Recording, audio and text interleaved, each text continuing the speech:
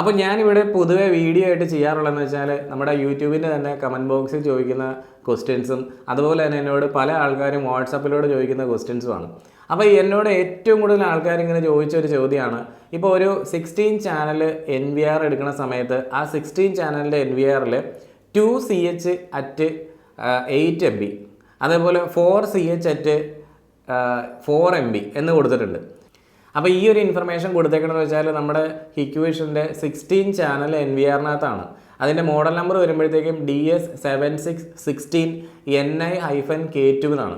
അപ്പോൾ ഇത്രയും ക്യാമറകൾ കണക്ട് ചെയ്യാൻ പറ്റുന്ന, അതായത് 16 ക്യാമറകൾ കണക്ട് ചെയ്യാൻ പറ്റുന്ന ഈ ഒരു NVRൽ 2 ക്യാമറ മാത്രമാണോ 8 MB അതായത് 4Kയിൽ സപ്പോർട്ട് ചെയ്യുന്നത്, അല്ലെങ്കിൽ 4 ക്യാമറകൾ നമ്മൾ കുത്തുവാണെങ്കിൽ അത് മാത്രമായിരിക്കുമോ 4 MBയിൽ സപ്പോർട്ട് ചെയ്യുന്നത്?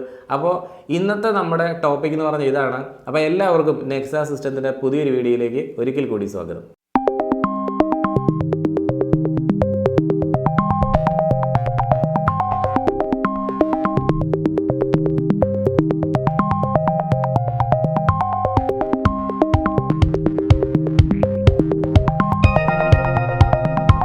അപ്പോൾ നമ്മുടെ ആ ഒരു 16 ചാനൽ NVRലേക്ക് ഇതുപോലെയുള്ള 16 IP ക്യാമറകൾ നമ്മൾ കണക്ട് ചെയ്ത് വെച്ചിരിക്കുകയാണ്.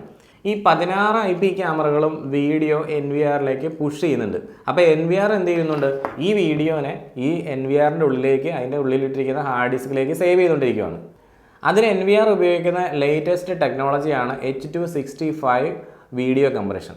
പിന്നെ നിങ്ങളൊരു കാര്യം ശ്രദ്ധിച്ചിട്ടുണ്ടെന്ന് അറിയില്ല, നമ്മുടെ NVRൻ്റെ ഔട്ട്പുട്ട് നമ്മളൊരു വലിയൊരു TV-യിലേക്ക് നമ്മൾ കൊടുത്തിട്ടുണ്ടെന്ന് വിചാരിക്കുക. ഇപ്പോൾ ഈ ഒരു 16 ചാനൽ NVRൻ്റെ ഔട്ട് നമ്മളൊരു വലിയ TV-യിലേക്ക് പ്രൊജക്റ്റ് ചെയ്തിരിക്കുകയാണ്. ഈ ഒരു TV-യിൽ നമ്മൾ കാണുന്ന ഈ ക്യാമറകളുടെ ഡിസ്പ്ലേ എന്ന് പറഞ്ഞാൽ ഒരു 16 ചെറിയ കോളംസിൻ്റെ ഉള്ളിലായിരിക്കും. ഈ 16 കോളംസിലും നമ്മൾ കാണുന്ന റെസൊല്യൂഷൻ എന്ന് പറഞ്ഞാൽ, അതിൻ്റെ ക്ലാരിറ്റി എന്ന് പറഞ്ഞാൽ വളരെ കുറവായിട്ടായിരിക്കും നിങ്ങൾക്ക് തോന്നിയിട്ടുണ്ടാവുക.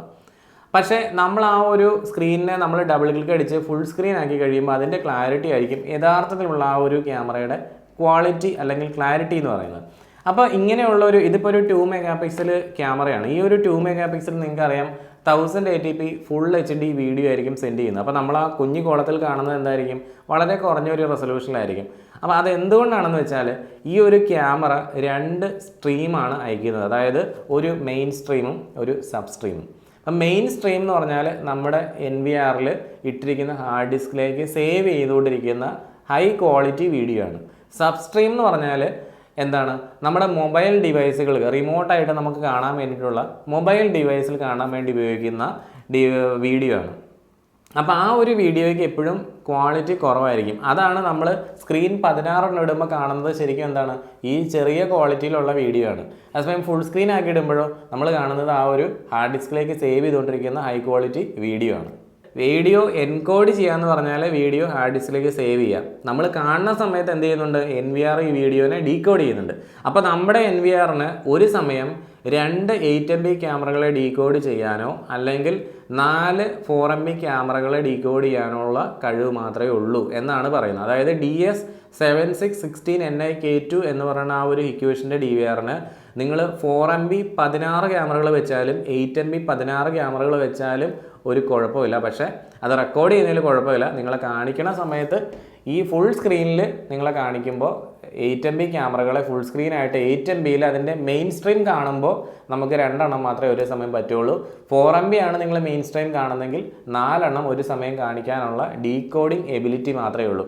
അപ്പോൾ ചില ആളുകളിപ്പം അതിൽ കൂടുതൽ ക്യാമറകളൊക്കെ ഇങ്ങനെ പ്ലേ ബാക്ക് എടുത്ത് നോക്കുന്ന സമയത്ത് ചിലപ്പോൾ ഒരു എറർ മെസ്സേജ് കണ്ടിട്ടുണ്ടാവും, ഓവർ ഡീകോഡിങ് എബിലിറ്റി എന്ന് പറഞ്ഞാൽ എഴുതി കാണിക്കുന്നുണ്ടാവും. അതിൻ്റെ അർത്ഥം എന്ന് വെച്ചാൽ നമ്മുടെ പ്രോസസ്സറിന് താങ്ങാനാകുന്നതിനേക്കാൾ കൂടുതൽ ലോഡാണ് നിങ്ങൾ കൊടുത്തിരിക്കണമെന്നാണ്. പിന്നെ നിങ്ങളൊരു കാര്യം മനസ്സിലാക്കണം, അപ്പോൾ ഞാനിപ്പോൾ പറഞ്ഞു DS7616 NI-K2 എന്ന് പറഞ്ഞാൽ ആ ഒരു NVRൽ 16 8 MB ക്യാമറകൾ, അതായത് 4K ക്യാമറകൾ വെക്കാൻ പറ്റുമെന്ന് ഞാൻ പറഞ്ഞു എന്ന്. അങ്ങനെ പറഞ്ഞിട്ട് നിങ്ങൾ 8 MB ക്യാമറകൾ വെക്കുമ്പോൾ നിങ്ങളൊരു കാര്യം ശ്രദ്ധിക്കണം, നിങ്ങളുടെ ബാൻഡ് വിഡ്ത്ത് നിങ്ങൾ നോക്കണം. അതായത് ഞാൻ എപ്പോഴും പറയുന്നൊരു കാര്യം എന്ന് വെച്ചാൽ NVR നമ്മളെടുത്ത് നെറ്റ്വർക്ക് ക്യാമറകൾ വെക്കുന്നുണ്ടെങ്കിൽ നമ്മൾ തീർച്ചയായിട്ടും ശ്രദ്ധിക്കേണ്ട ഒരു കാര്യം എന്ന് വെച്ചാൽ ബാൻഡ് വിഡ്ത്താണ്.